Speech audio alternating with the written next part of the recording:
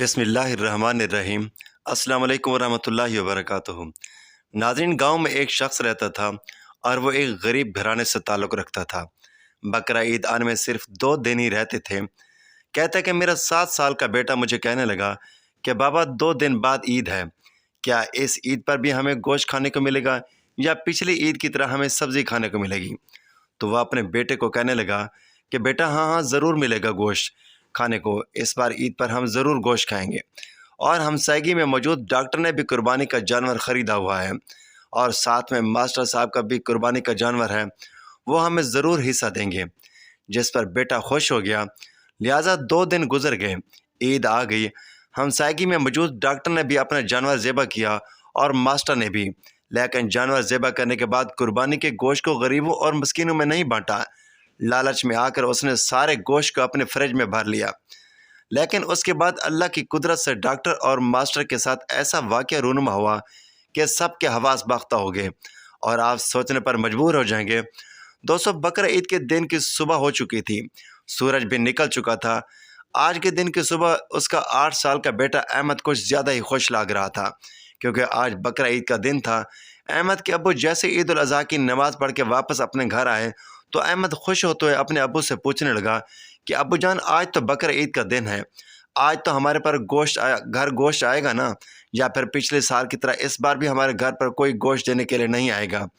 तो इस बार उसने अपने बेटे अहमद को तसल्ली देते हुए कहा, हाँ हाँ बेटा, हमारे घर गोश्त क्यों नहीं आएगा, ज़रूर आएगा। इस बार तो हमारे पड़ोसी डॉक्टर ने भी कुर्बानी का बड़ा जानवर लिया है और हाँ, वो मास्टर साहब भी तो कुर्बानी का बकरा लाए हैं, उनके घर से हमारे लिए ज़रूर गोश्त आएगा। सब्र रखो मेरे बच्चे, हमारे घर ज़रूर गोश्त आएगा। और फिर ये कुर्बानी का गोश्त तो होता ही हम गरीबों के लिए है। आज इमाम साहब भी मस्जिद में यही बयान कर रहे थे कि कुर्बानी के गोश्त के 3 हिस्से होते हैं, इनमें से एक हिस्सा गरीबों और मस्कीनों का होता है, तो इस हिस्से में से हमारे घर ज़रूर गोश्त आएगा। ज़रा सब्र रखो, अल्लाह पर भरोसा रखो। इसी तरह दिन के 12 बज गए, मगर उस गरीब के घर पर कोई भी गोश्त देने के लिए नहीं आया।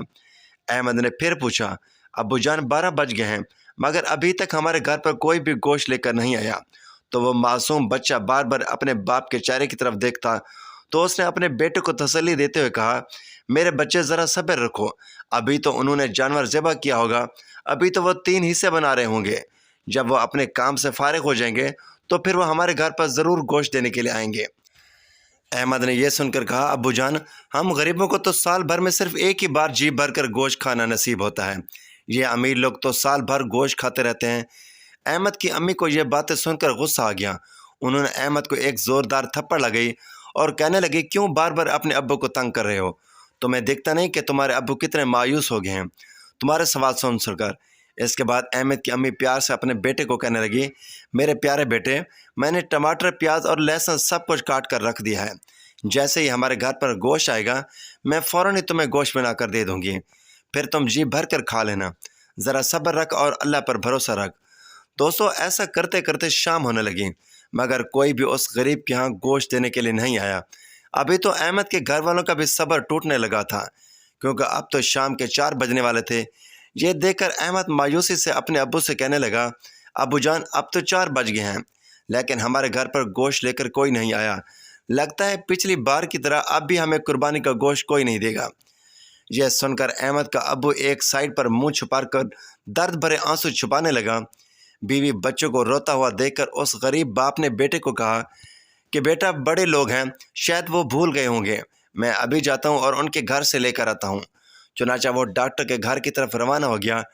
डॉक्टर साहब के घर पर पहुँच गए और दरवाज़ा खटखटाया तो अंदर से डॉक्टर साहब दरवाजे पर आए और कहने लगे, कहो कैसे आई हो? मैंने कहा कि मैं आपका पड़ोसी हूँ, आपने बड़े जानवर की कुर्बानी की है, क्या मुझे इस कुर्बानी के गोश्त में से थोड़ा सा गोश्त मिल सकता है? मेरे घर में पकाने को कुछ नहीं है। तो ये सुनकर डॉक्टर साहब मुंह बनाकर गुस्से से कहने लगे कि हमने तो कुर्बानी का सारा गोश्त बांट दिया है, बस थोड़ा सा ही गोश्त अपने घर पर रखा है। ये कहते हुए डॉक्टर साहब ने दरवाज़ा बंद कर दिया और घर के अंदर चले गए। ये देख कर वो बेचारा गरीब बहुत मायूस हुआ और फिर दिल ही दिल में रोते हुए धीमे धीमे कदमों से वापस अपने घर की तरफ आने लगे। रास्ते में मास्टर साहब का घर आया तो उस गरीब ने सोचा कि चलो मास्टर साहब से पता कर लेता हूँ, शायद यहाँ से कुछ कुर्बानी का गोश्त मिल जाए, अगर मिल गया तो मेरा बेटा खुश हो जाएगा। बस यही सोचकर वो मास्टर साहब के दरवाजे पर पहुंच गए और दरवाज़ा खटखटाया।